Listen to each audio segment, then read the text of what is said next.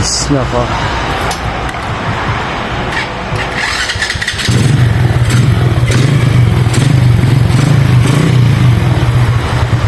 Ito rin ba yung motor nyo? Pagka ini-start nyo, namamatay. Tapos, kahit na ang tagal-tagal nyo nang umaandar, once na naka-idle kayo, namamatay yung, yan, kagaya niya, namamatay yung idle niya, o namamatay yung minor niya. Kahit bagong palit na yung karburador nyo, namamatay pa rin yung idle. Ayan, bago na nga yung karburador ko eh. Wala kang problema niyan. Ganda nga ng bunga ng hangin yan eh.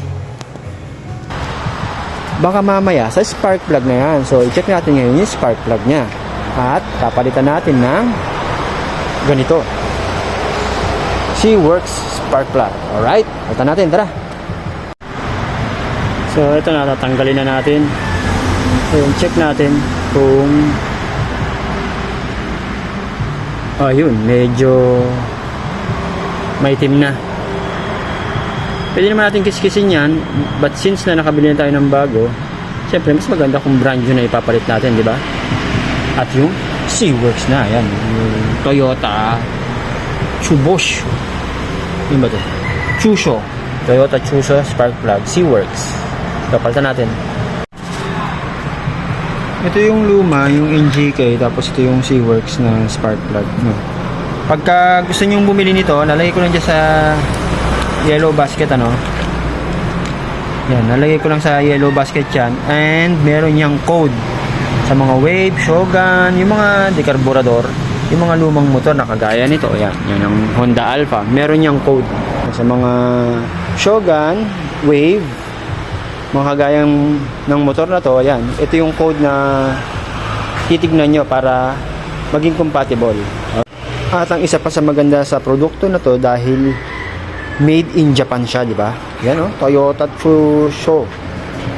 Toyota Chusho nga eh, made in Japan. So, trusted talaga siya kasi alam naman natin ang kalidad ng gawang Japan. So, titignan nyo na lang dyan.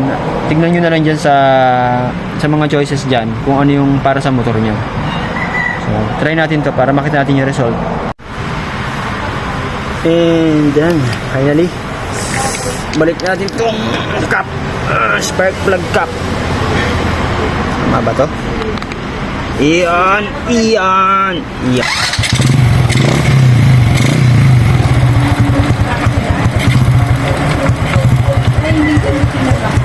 Na, okay na.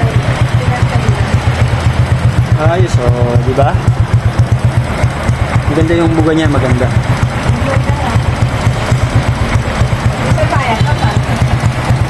Kung gusto nyo rin lang ng ganito, tigay nyo na lang din sa, ano, tingnan nyo na lang din dyan sa yellow basket para makabili kayo. Alright, palo. Oh, yan oh. Ganda nung ano nyo, ganda nung idle. Ayos.